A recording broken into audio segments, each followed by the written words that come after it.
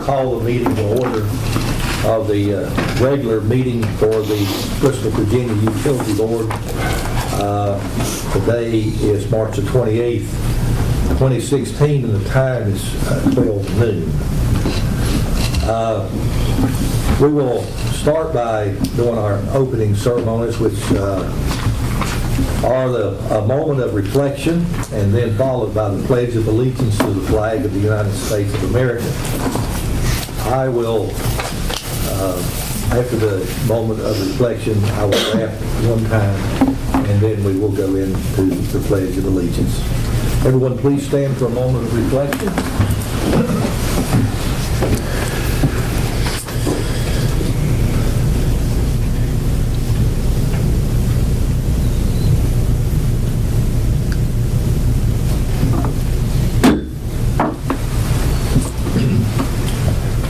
I pledge allegiance to the flag of the United States of America and to the republic for which it stands, one nation, under God, indivisible, with liberty and justice for all.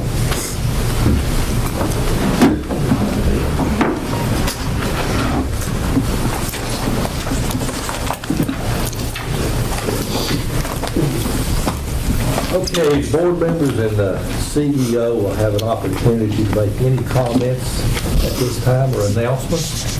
Mr. Baldwin, have anything? No, I don't. Does any board member have anything that you need to announce? All right. The chair will ask members if there is any old or unfinished business from previous meetings. Any old or unfinished business? Okay, apparently not, so we move on with that. Chair will ask members of the public to present any matters to the board. This is a 3-minute limit for any speaker who wants to come speak for the board. Are there those present who wish to address the BVU board? So this is your opportunity.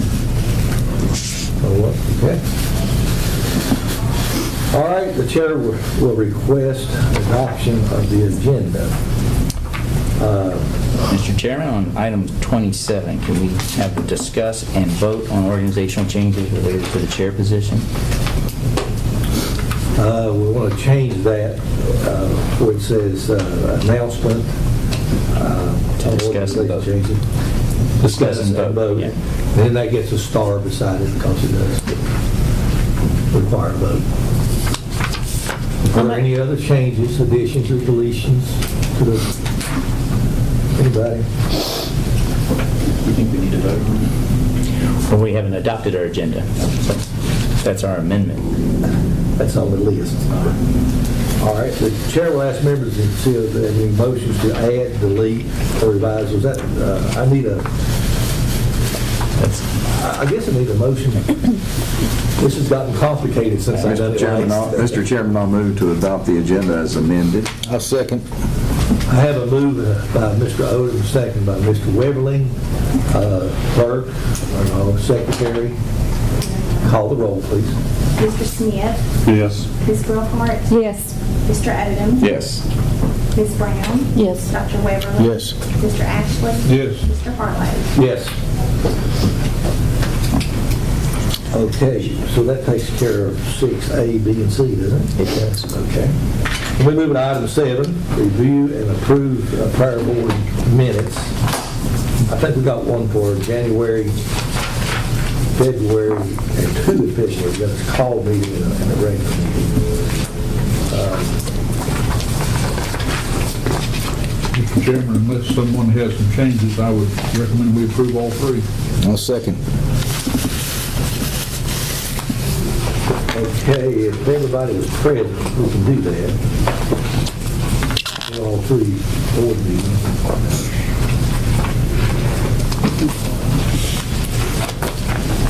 I think Dr. Weberling was absent from the January 25th. So I think perhaps take that one, and the other 2 can go through. All right, I'll move that we vote on the January ones by themselves and February by themselves. I'll second. Okay, I have a second. Second. Second by all in, clerk, call it. Mr. I'm used to Smith. saying clerk because it's on city council. Well, which one, do you want to vote on January 1st and then the February ones? Yeah, that was a motion. So Donna, do the January ones first, yes, ma'am. Okay. Mr. Smith.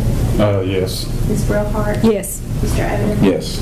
Ms. Brown. Yes. Dr. Weberly. He said I wasn't there, so I guess I'll abstain. I thought I was there, but, Oh, you weren't there? all right.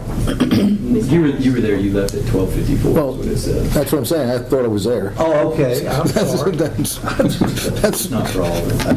and the other time was, But let's continue. but yes. Yes, you can vote. Yes, thank you.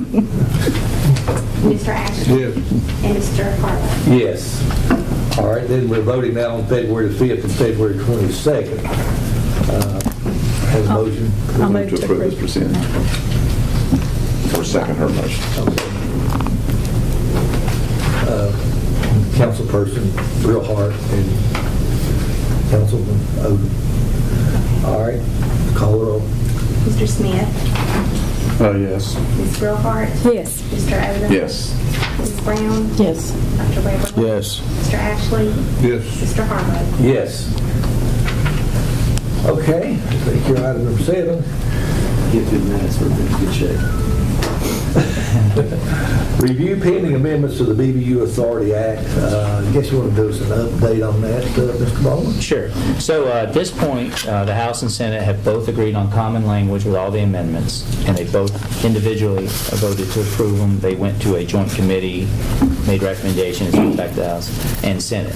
This time, the Senate President has not signed the bill, nor has the Speaker of the House as of yesterday, Sunday night. So until those two events occur, there's nothing to transmit to the governor. I will monitor daily because it does have an emergency clause that could impact our operations immediately upon the governor's signature. At this time, I'm not sure when that'll occur. Anybody have any questions about that? I think we got everything straightened out on the economic development package. Yes, I we did. All right. Happy to answer any questions anyone has about the act, but it has gone through so many changes. And there probably will be more because that's the way those things are. Always last minute change. Okay, TBA update. Light nuisance regulation, pole attachments, and economic development. I reached back out to our customer about the light nuisance regulations. We don't have an answer yet from TVA, so we're now almost 4 months into the process with no clear guidance. They said it was kind of new for them. On the one hand, we're restricted from doing things they don't approve of. On the other hand, getting their approval takes a great deal of time. Pole attachment regulations, they continue to develop them. They hope to have something to their board of directors for approval that will then result in each local power company, which there's 154, will have to submit their regulations to TVA. So that's something we'll probably begin developing in earnest over the summer, and everything should be probably in place by October 1st. Right now, nothing there. I also had a chance to go to an economic development update from TVA, and they went into great lengths discussing their successful recruitment of Google to northern Alabama, and it was a $600 million investment Google plans to make on data centers. And they were talking about how they were able to use some of their own funds as well as some flexibility with rate structures in order to make that a reality for that community. And they continue to make substantial investments. I think the number they were working on is a $250 million revolving fund in economic development, and they encourage local communities to reach out with them for appropriate projects. They're looking for industrial or large, consistent data users, but this is going to be, they say it's a really just a tremendous change in that entire community's outlook from the property tax and the jobs that Google will bring. And of course, it's also very beneficial to TVA because it's a pretty constant load. So they have I'll send you guys out an article that was very well covered by the press last summer, but it looks like everything's a go for $600 million, and TVA was even willing to donate some land to the project to make the overall project go. So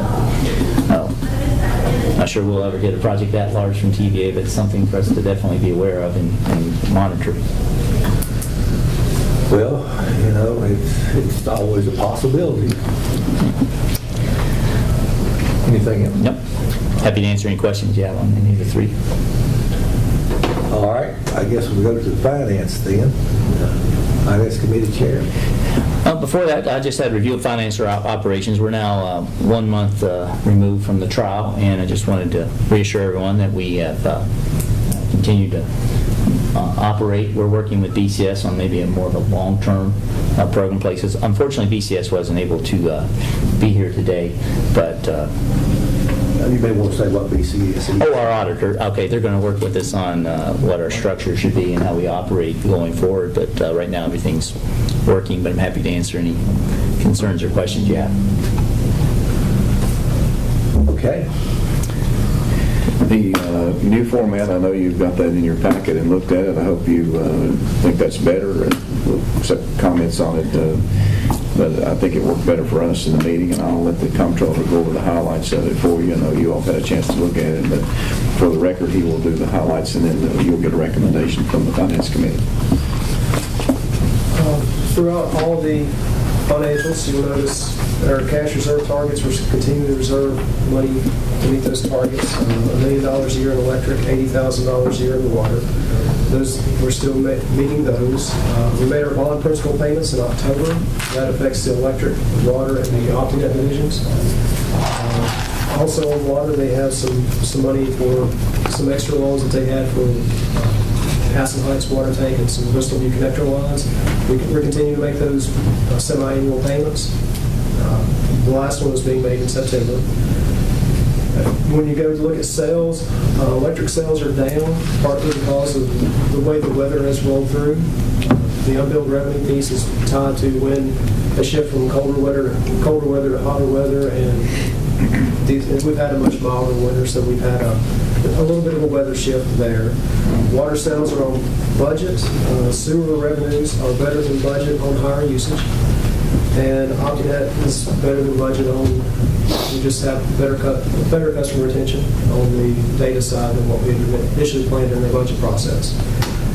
On the expense side, operating expenses are lower across all divisions. It's a testament to all the hard work the staff has been doing to keep an eye on the expenses that we have, making sure that we spend the money wisely and we're not spending anything we don't have to. That's how of a summary of what's going on that's going well. Any specific questions from anybody? We'll be happy to answer those, but it looks really good, and I personally like this new format. It's a lot easier to review and to look at areas that need to be looked at. So the recommendation from the Finance Committee is to accept the financial report. I have a recommendation to accept the finance report. Nobody has any questions or discussion? I ask for a second. I'll second. Second by Hart. Call the roll.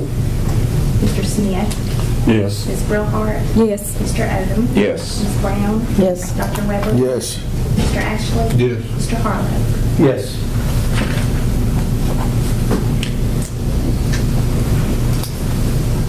I guess item number 13 would be next. Yes, I put them all together for Finance Committee.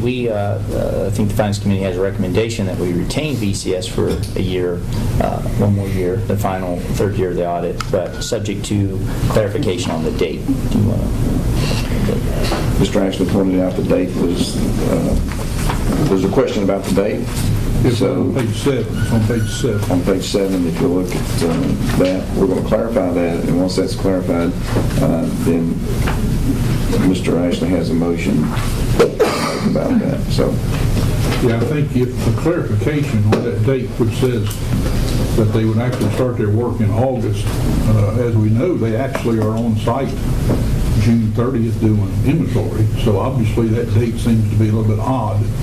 Seems like it ought to be a different date. So pending that clarification on when they actually say they're going to start, I think the Finance Committee voted to recommend to the board that we approve. This will be their third year with BCS to do the audit this year. So the motion was from the Finance Committee, pending that clarification that we approve BCS's engagement letter. And, you know, we look at what they've done, and they've done a really good job. They actually came in under budget for the audit of the payroll, and so they're doing a great job for us. So the motion is to accept it, pending that clarification. Okay, I have a motion to accept the audit engagement letter from BCS by Mr. Odom. Do I have a second? Second. Second, Mr. Ashley. Call roll, please. Mr. Smith? Yes. Ms. Brillhart? Yes. Mr. Odom? Yes. Ms. Brown? Yes. Dr. Weber? Yes. Mr. Ashley? Yes. Mr. Harvey? Yes. Okay. Now we I'll split this moving one. right along. Split this with Cameron. So the Sunset Asset Purchase Agreement obviously was widely reported to the City Council, voted to approve that. This Wednesday we have a meeting with their finance team to go over issues, and then we are in the process with CPC of starting going through the review process with them with the rights of first refusal. We still have 2 federal agencies and 1 state agency, the Virginia Tobacco Commission, who needs to approve the deal. Anyway, we continue to generate schedules, large information document exchange. We'll be working closely with them on the budget in the case that if the transaction date, closing date should slip into the new fiscal year, we'll have a joint budget as if we're going to operate for a year, and we'll have a budget as if they take over. Any more? I think that's basically it. We've been working and have gotten the schedules to sunset, as we discussed the last time. There were references in the agreement itself to some specifics in the schedules, and the team in-house has jumped on board and has been helping out a lot. We've been continuing communications with the other entities that we have to get approval and or go through other processes with. So things still on track, still a lot of work to be done, but Matthew will be begging off for me sometime, I'm sure, as we pile more requests on him, but everything's going well. Okay, that sounds good. Update on the Alpha Natural Resource Economic Development Grant. All right, so at this point, Alpha, under their contract, their 2011 contract, is due a payment of $283,000 from BVU. They submitted all their paperwork in November with a confirmation in early January for that payment. In the interim, after reading it closely, there was a provision in the contract that required them to pay the real estate and personal property tax. I have confirmed with the city treasury that there is an amount owed, has been owed since December 7th, 2015 for property tax. It's a rather small amount, $2,432, but it is a condition for the grant. In the interim, I've spoken to the attorney that's representing the United States government's trustee in this case, and he is reviewing documents to see how we go forward with Alpha's counsel. But at this point, they don't seem to be in compliance with their grant, and this would be fatal, apparently, to the rest of the grant. It would cause the entire grant to terminate, which has about an impact of $1 million. And basically, the issue is this debt is post-petition. It was something that Alpha became legally responsible for after they filed for bankruptcy. And so the United States Bankruptcy Code has special provisions on post-petition taxes. There doesn't seem to be anything at all that's preventing Alpha from paying this tax to the city. It seems like it's just a conscious choice. Obviously, with the restructuring plan, there's obviously challenges they would have in qualifying for the grant for next fiscal year. At this point, what's required is a letter to me, to Alpha's bankruptcy attorney, to see how they want to respond to this issue, and then we'll go forward from that. So at this point, I'm not prepared to make the payment, pending their counsel's review of it. But anyway, I was very fortunate. Spent about an hour with the U.S. trustees, legal counsel, and kind of guided me through what I needed to do for next steps. So hopefully report out to you maybe as early as the next board meeting. But they still have everything else except that. There's nothing, no other issue other than the... I think we've accepted their job report, and it seemed like the only issue missing was the tax payments to the city of Bristol. And the contract says that when the city of Bristol's name's used, it also includes BVU. At the time of the grant, we were a department of the city. $2,432. $283,666. 283. 667. Oh, I thought that was on the low. No, the payment is $280,000. $283,000. But they owe $2,432. Yes. It would seem like they would want to clear this up. That's not. Well, they may owe taxes to lots of localities. They may have made a strategic decision not to pay any locality, and this may be to their detriment, where in other places it may be favorable. I've heard some of the coal counties can be owed as much as $1 million. Obviously, they're a very equipment-intensive thing, and that generally falls under Virginia's personal property tax. Hope to get more guidance from you. I'm a little bit lost what to do. Thank you, sir. Anyone else have anything? Number 16.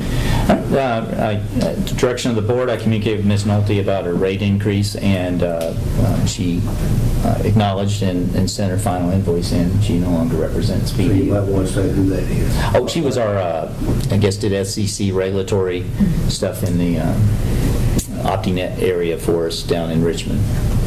And any gaps there will be made up for by our Penn Stewart firm. The guy with the bow tie.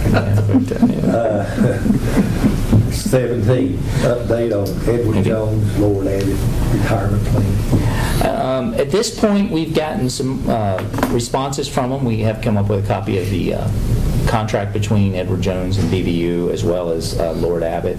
I've been in touch with their plan administrator. I think it's certainly an issue that we have to look at more carefully as we get through the process. Unfortunately, I think we are staying with them in the plan because of the sunset transaction. If we were to even RFP and look at a different trustee, I think it would be very confusing for employees to have their money moved right before the transaction. Mm-hmm. So it's just one of those things I probably will monitor and we'll look at in the new fiscal year. It turns out they are covered by the investor insurance, and so I think our funds are safe, the reporting is happening, I'm in place as a trustee, and I think everything's above board, but we just have to continue to monitor. Okay, and CERCAP loan. Okay, it was reported out to you in our various financial reports. We had borrowed money from CERCAP, which is the Southeast Rural Economic Group out of Roanoke, community group. And we had borrowed approximately $226,000. We have not been able to find residents that want to take advantage of that loan, so we're going to go ahead and repay the loan. The cash that we receive from the loan is restricted, and this should result in a savings to our customers of about $7,600 a year in annual interest payment. I just want to give you notice that the program that started in January 2014 has lived its usefulness. And The purpose of that, loaning that to the customers so that they can update their sewer. It was to help with lateral defects on private property. We were only able to find 3 citizens to take advantage of the loan, so we ended up being able to utilize about 2% of the loan, and the interest we're accruing right now is in excess of what we even lent out. So. That was for folks that it was required that they do that. Their sewer line didn't meet the specifications, and if they couldn't afford it, then this money was set aside to loan to them. Is that correct? Yes. And they just didn't take advantage of it. Still laying there. All right. Update on the Beaver Creek and Little Creek Interceptor construction projects. All right. I'll send you guys out a memorandum, but we are at the point where we've been approved for the loan. We were given a repayment term of 20 years at 0% interest. This is going to increase our annual operating expense by about $298,000 a year as we repay the loan. This will fund phase 1 of our sewer improvement project. This will allow us to do partial replacements of Little Creek and Beaver Creek Interceptor. We won't know the exact amount of the loan until we're done with our bids for construction, as well as our estimates for services for engineers.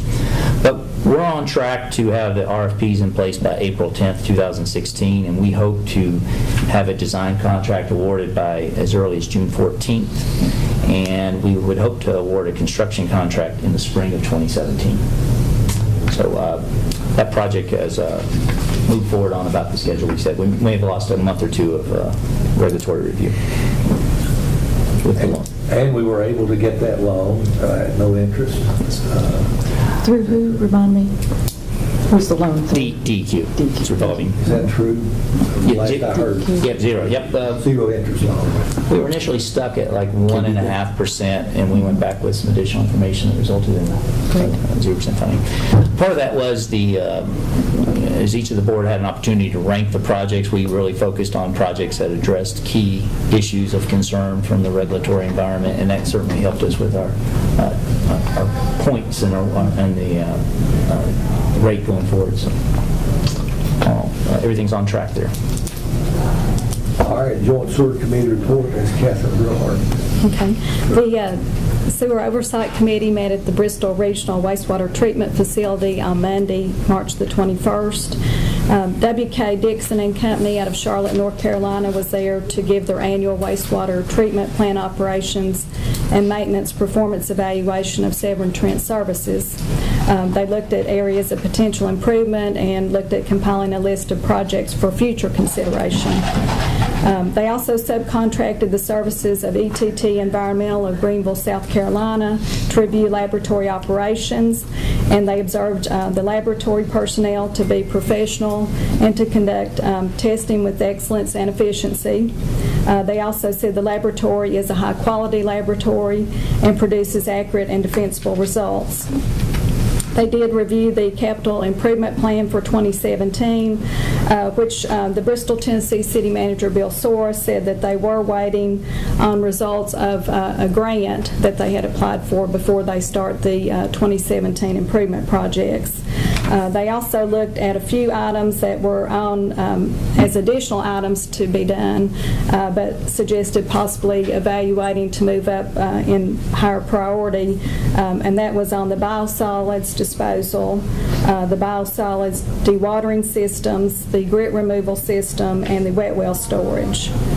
They had no odor or noise complaints for the period, and they weren't able to do the land application for the period because of the adverse weather. They have the stormwater pollution plan in place, and it is being monitored quarterly. And then the next meeting is scheduled for June 20th at 7:30 a.m. at the wastewater treatment plant. June the 20th. June 20th. Okay. Any That questions? requires no vote. Thank you for that report. Do you need to add anything, Don? Yeah, no, I'm good.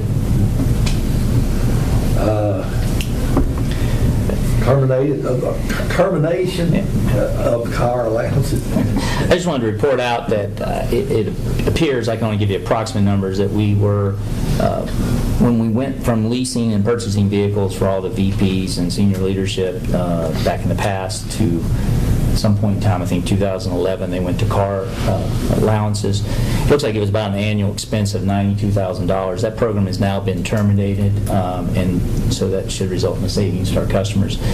We were down to just 2 car allowances, and now we're down to 0. So it went from BVU buying and paying for the operation of the vehicle to approximately 5 people. I believe 5 people had the car allowance at a cost of about $92,000. Now the program's over. Okay. Retirement bonuses? I would say the retirement bonuses was something that came out in the trial. It looked like we had an unwritten policy of giving retirees $500 cash when they retired. I'm not sure the full extent of the program. I didn't come across anything specifically in writing. But anyway, I just terminated that program. It seemed like that was more straightforward. It'll streamline our budgets. You never know at the beginning of the year who's going to retire.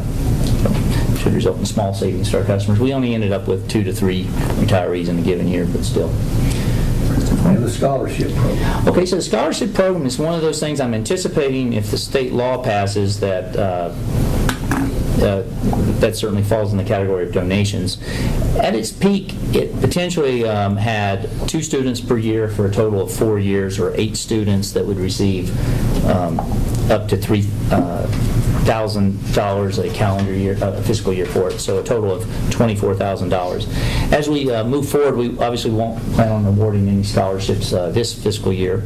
That will leave us with a total of 5 students, and it should, my plan right now is just to pay out the commitments we made in the past, so that should take it to $15,000 in next year's budget, and then $12,000 the following year, and in 2019 we should have $6,000 in the program. Should be terminated at that point. Everything will have been paid out. So the bill is in Richmond now? Yeah, no, that would have the no donation clause. Health insurance program costs? We have one retiree, soon to be retiree. I have some introductory remarks, and then if y'all want to comment at that time, you're more than welcome. This will be kind of a couple step process. First thing, I want to review the program cost and kind of lay out a schedule for addressing this issue that came up last month. So in each of our financial audits, there's usually a note called other post-employment benefits. And so last year it was in note 8. It takes up about 3 pages of our financial report, and it deals with retiree health insurance. Just going to give you the scope of what I've got. Is first we have the actual notes done by actuarial and as reported out by our accountants. And so the annual required contribution to fund the program, as it's commonly understood in the building to be, was $329,700 should have been put away to address this program. In fact, we're only spending $72,000 a year. We're doing a pay-as-you-go, cash only, and we're basically ignoring what our accountants have told us.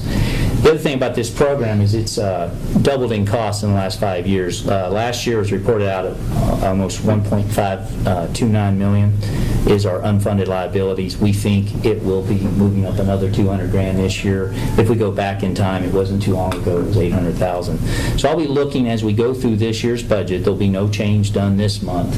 But as you go through this year's budget, you'll have to look at what does the state law require, what did the past BVU board do, what flexibility do you have in changing, and how much do you want to contribute toward funding it in next year's budget. So there's quite a few pieces, but basically for this year the board was not really clearly broken out as a line item to you funded $72,000 for retiree health insurance, and that allowed every retiree as of July 1 to have fully funded health insurance for this fiscal year. You'll have an opportunity as you go through this year's budget process to look at all those issues and advise us. And so I will give you a range of options to continue as a pay-as-you-go, to meeting your required annual contribution, and how to start chewing away at your backlog should that be your choice. Also, I will be providing you, I've reached out and got the mechanics of the program at BTES, the City of Bristol, Virginia, the City of Bristol, Tennessee, the Washington County employees, and the Washington County Service Authority, and I'll be laying out what each of those do. If you have other government entities that you prefer I look at instead of the ones in our local market, if you'll let me know, I will reach out to them and see if I can get information about what other people are doing. But basically, I can't find any direct board action on this issue in the past. There was very clear communication by the City Council in March 2003 as to what each employee of the City of Bristol was to get. At the time, BVU employees would have been a department of the city. And then there's what our management team did here, which seems to be with minimal board oversight. If you're not aware of the $1.5 million obligation, that shows you how much the board was kept in the dark over this, because there has to be a clear basis. But it does tell you that we have been running this as a pay-as-you-go, and we may want to continue doing that for some period of time. The other thing we have is we have a 2006 memo from our former administrative manager, and it doesn't reflect all the changes that happened in the state pension since 2010. So as a minimum, we need to speak clearly to employees that are on different pension plans that may have existed in the past. And so I plan on making that a section, since the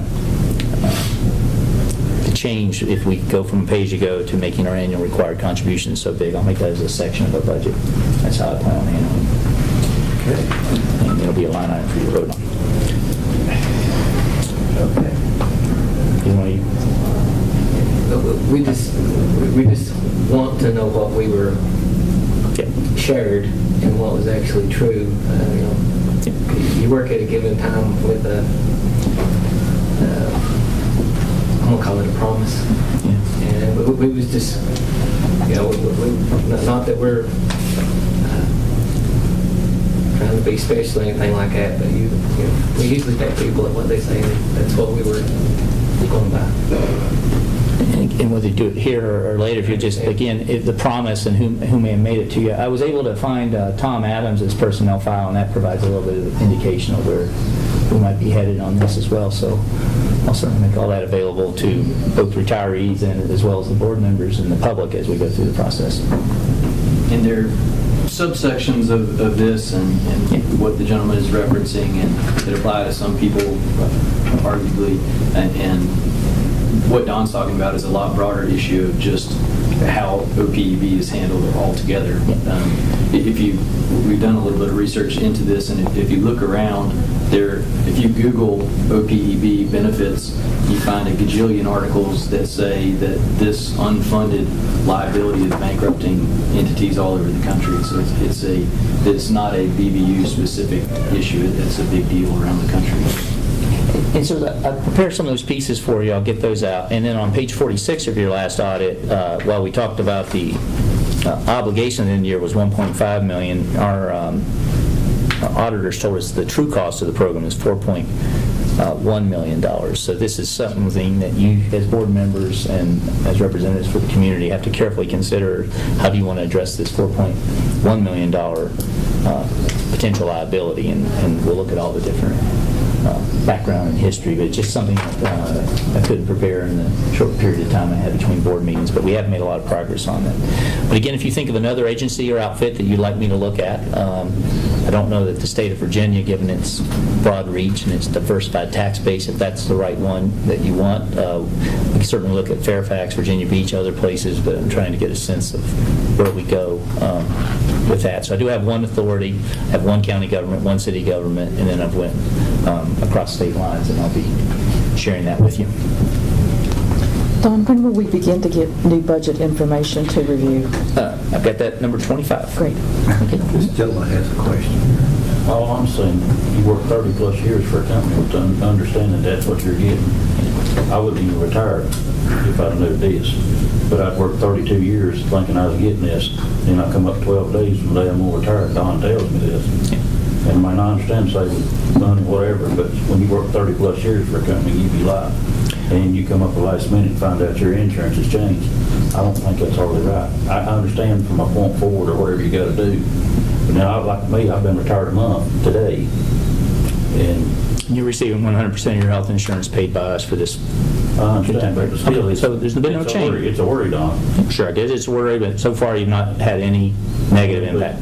Still, you got to look ahead. I mean, just like you're looking ahead, I've got to look ahead. Sure. And, I come to this meeting to find out something, that's where I wouldn't have been back. And I offered last month to you, and I offer again, if you can tell me about the promise made to you, who made it, and when it was made. It's been like that since we've been here, Don. Well, that's Mike, has it not been here like since we've been here? I don't think you'll find, I think if you'll come back in April, you'll see that that statement is not accurate. If Tom Adams, who served for 20-some years here, if he had to pay a portion of his premium, it couldn't have been that the premium was free if he was in fact paying it as CEO when he retired. There's also been changes. We used to have dental and vision separate. We've rolled that in. So again, the offer, my understanding of what the board had approved was 80-20, and I didn't understand the board to direct me that if you retired and you were 80-20, that you suddenly go to 100-0 as far as your payment goes. But if that's the board's intent, you'll just have an opportunity to speak really clear about next year's budget. I'm just curious, does the 30 years enter in there anywhere? I'll check his dates of employment to see if he made it to 30. That could be a factor. Well, that was our understanding. You had to have the 30 years to get because it was an initiative to get employees to stay longer and encourage them to work to their full potential as much as possible. So again, what my commitment is to retirees, current employees, is we need to clarify what happened when the pension changed July 1, 2010. We have to know what our legal rights are. We have to know what the city council spoke of in 2003. We have to know what our past practices are. And you have to know, whatever your decision is, what it cost in terms of long-term liability and what it cost is in next year's operating budget. So this year, it had an approximate cost of about $72,000. If you had met your full accounting requirement, you would have had to set aside $329,000. And if you're going to catch up on past liabilities, then it looks like it's significantly higher, which we'll probably need ECS to speak. You know how many employees that you got that you're paying 100%? I think it's retired? Well, so it's employees and dependents. And so with the dependent pool, does that take it to 9 employees, 16 total? Well, not all of them are 100%, but most of them Yep. are. Yeah, and you'll get that list as well. I consider that a public document since it's expenditure of public funds, and we'll have all that done. Again, with sunset legislation and the trial, there's so much I can do. But we have got started legal review and we started our research, and so we'll have that fully briefed out. Okay. That's another understanding. Therefore, people who've retired since 2010, nothing against them. If they're getting it, that's another understanding you thought we'd been getting. I mean, that's just been an understanding around here. It's a benefit we've worked for. Well, the upshot of what you just said was that you've not changed anything since we talked about Yeah, that's right. I thought I understood what the plan was, and I appreciate you bringing it to our attention. We have to address Note 8 in our audit. We can't continue to ignore 8 because it's just grown and grown and grown. If you go back, I've made prior year audits where you can see that number going up to plus 100,000 a year, and that's what you would expect. If you're only paying 72,000 and you're supposed to set aside 329, you're going to see the difference plus the earnings on that difference roll forward. So I'll give you all that option. All right, let's look at the budget schedule. Okay.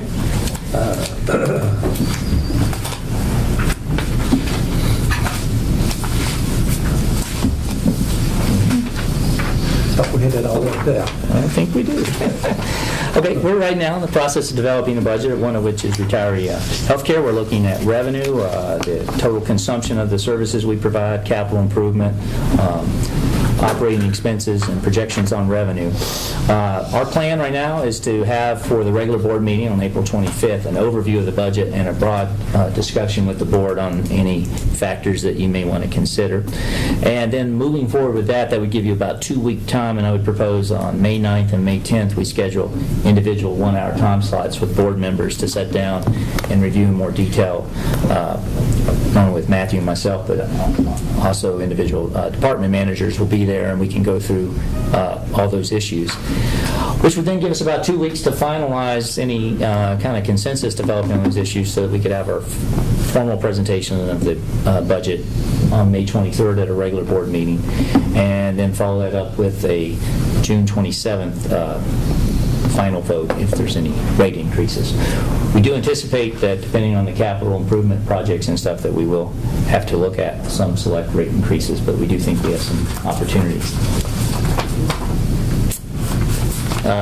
Obviously, the May 9th and 10th dates are suggestions. If you are going to be out of town, if anybody needs to work around those dates, we can certainly handle that. Okay, as far as key budget parameters, as we look through this thing, we are anticipating, kind of broke it down by services, TVA to do a rate increase of between 1.5% to 2%. We won't know until the board's final approval, but they typically make their rate increases effective October 1st. We know we have some big opportunities with our budget. Should the sunset closing occur, we spent about $1.35 million on electric for debt payment, and we are building a cash reserve based on that debt of $1 million. That could free up a significant amount of cash. We also are well aware that Ball Corporation and Sandvik are closing. Of course, we won't look at the total loss on our revenue. It will hit our revenue more substantial. We'll be looking at the net after paying TVA fees for those services. For sewer, we have a $149,000 increase that we know will happen because of the Cedar Creek Interceptor project that Bristol, Tennessee is doing. That is our 1996 contract with Bristol, Tennessee. That's our share of contribution for that section of Interceptor or transport that moves our sewage, a portion of our sewage from Bristol into the joint treatment plant. The board will have to also carefully consider phase 2 of the sewer improvement project. This is the project that will allow us to address some of our permanent issues as well as inflow and infiltration.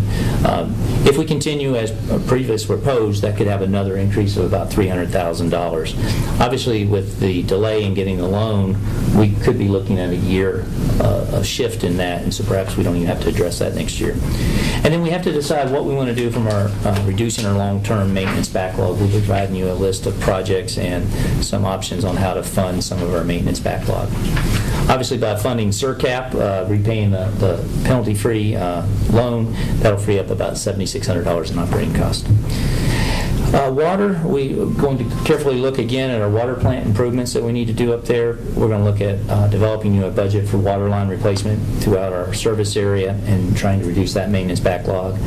And if the Sunset deal closes on schedule, we will see an end of those bond payments, which could have an impact of almost $220,000 a year on our budget, which would be very beneficial to our customers having that done.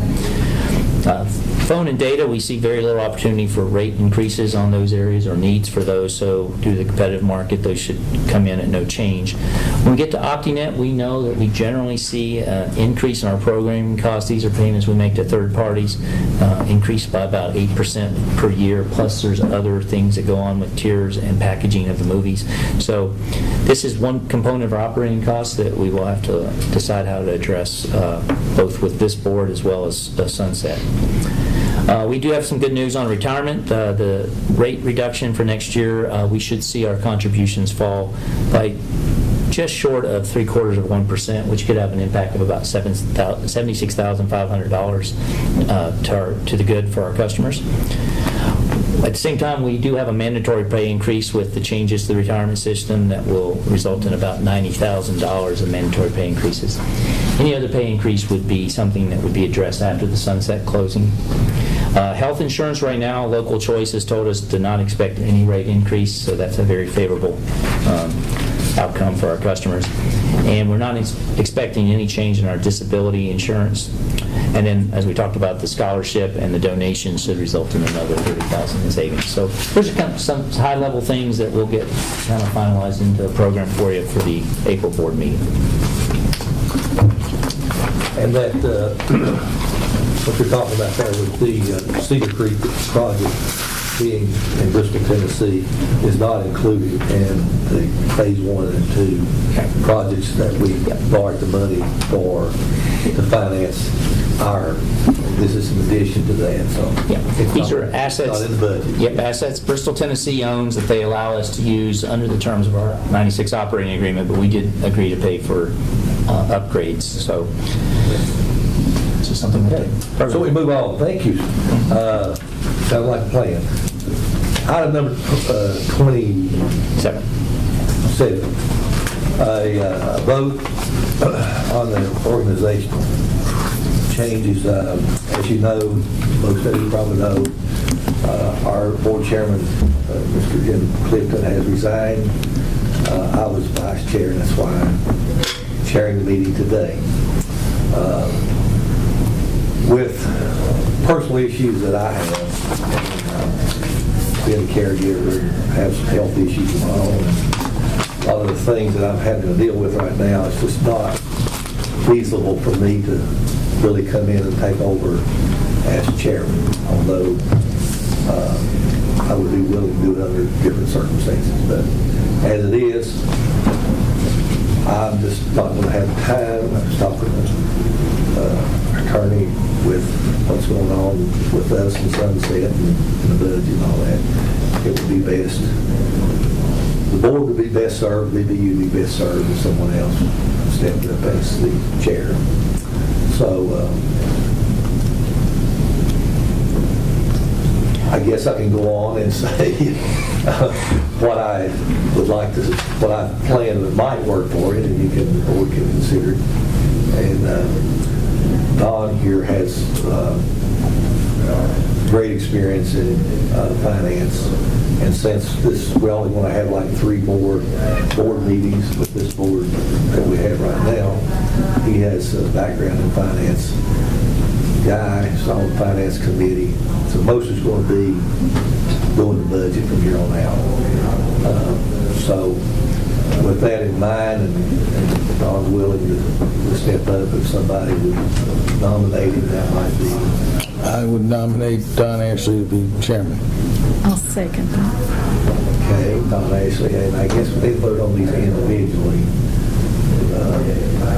So clerk, you call the roll. I don't have any, do I have any other nominations? Sorry. Or any other There nominations? might be some volunteers out here. Yeah. Or anybody wants to volunteer?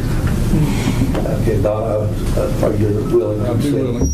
Okay, so clerk, call the roll. Mr. Smith? Yes. Ms. Brillhart? Yes. Mr. Odom? Yes. Ms. Brown? Yes. Dr. Weber? Yes. Mr. Ashley? Yes. Mr. Harlow? Yes. And now, Mr. Odom, I haven't, I wanted to throw this on you, but you are on the finance committee, you're the finance committee chairman. And as I say, most of what we got to do is finish the budget, and this board pretty much is finished. So would you, if you would consider taking the vice chair? I'll take that for the next 3 months. I'll make the motion. I have a motion. I'll second. Are there any other nominations for vice chair? Okay, clerk, call the roll. Mr. Smith? Yes. Ms. Brillhart? Yes. Mr. Odom? Yes. Ms. Brown? Yes. Dr. Weber? Yes. Mr. Ashley? Yes. Mr. Harlow? Yes. Okay, thank you very much for being here. I appreciate it all that you do. And I'm sure that the citizens of Bristol appreciate you. Thank you, and hope you had a good Of course, I laid out piece the of two weekend. didn't do a long week. Didn't catch some patients of truth.